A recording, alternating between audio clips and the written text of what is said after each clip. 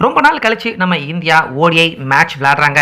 So எப்படி விளையாட போறாங்க அப்படின்னு எதிர்பார்த்துக்கிட்டு இருந்த நம்ம எல்லாருக்குமே போலிங்காக இருக்கட்டும், அதே போல பேட்டிங்காக இருக்கட்டும், இரண்டுலையுமே தரமான பர்ஃபார்மன்ஸை வெளிப்படுத்தி இங்கிலாந்து அணியை 4 விக்கெட் வித்தியாசத்தில் வீழ்த்தி இந்த தொடரில் 1-0 அப்படிங்கிற விதத்தில் நம்ம இந்தியா முன்னிலையில் இருக்காங்க. ஸோ இந்த ஆட்டத்துக்கான ஆட்டநாயகன் விருது சுப்மன் கில் அவருக்கு தரப்பட்டிருந்தது. ஸோ இந்த விருதை வாங்கிட்டு கில் அவர் செஞ்சுரி அடிக்க முடியாம போனதை பத்தி வருத்தப்பட்டு பேசியிருக்காரு. அதுலயும் குறிப்பா மறைமுகமா சூசகமா 36வது ஓவர்ல ஹர்திக் பாண்டியா அவர் செஞ்ச அந்த செய்கை தான் செஞ்சுரி அடிக்க முடியாம போனதுக்கு முக்கியமான ஒரு காரணமாக அமைஞ்சது அப்படிங்கிறதையும் சூசகமா சுப்மன் கில் அவர் குறிப்பிட்டிருக்காரு. அப்படி கில் அவர் என்னதான் சொல்லியிருக்காரு அப்படிங்கிறத நம்ம பார்க்கறதுக்கு முன்னாடி இந்த வீடியோவுக்கு ஒரு லைக் மட்டும் கொடுத்துருங்க.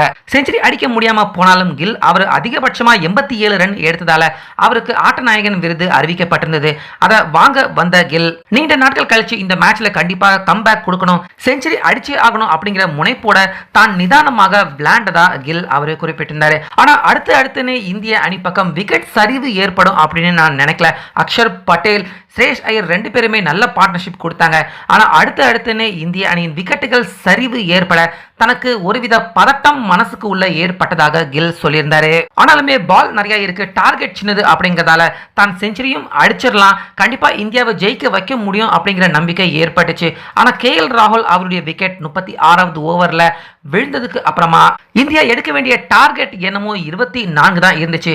ஆனா கில் அவர் செஞ்சுரி அடிக்கிறதுக்கு 17 ரன்கள் தேவைப்பட்டிருந்தது. அதாவது 83 ரன்ல கில் இருந்தாரு. அப்ப உள்ள வந்த நம்ம ஹர்திக் பாண்டியா ஒரு பால் டாட் பால் வச்சுட்டு அடுத்த பால் சர்னு சிக்ஸரா பறக்க விட்டுருப்பாரு. இதன் காரணமா வெற்றியின் டார்கெட் எடுத்துக்கிட்டோம்னா 18 ரன் தான் தேவைப்பட்டுச்சு. ஆனா கில் அவருக்கோ செஞ்சுரிக்கு 17 ரன்கள் அப்படிங்கிற பிரஷர் கில் அவருக்கு ஏற்பட்டிருந்தது.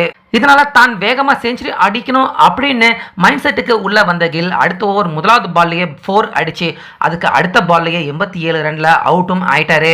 இதை பத்தி தான் போஸ்ட் மேட்ச் பிரசன்டேஷன்லயும் கில் அவரு குறிப்பிட்டிருந்தாரு.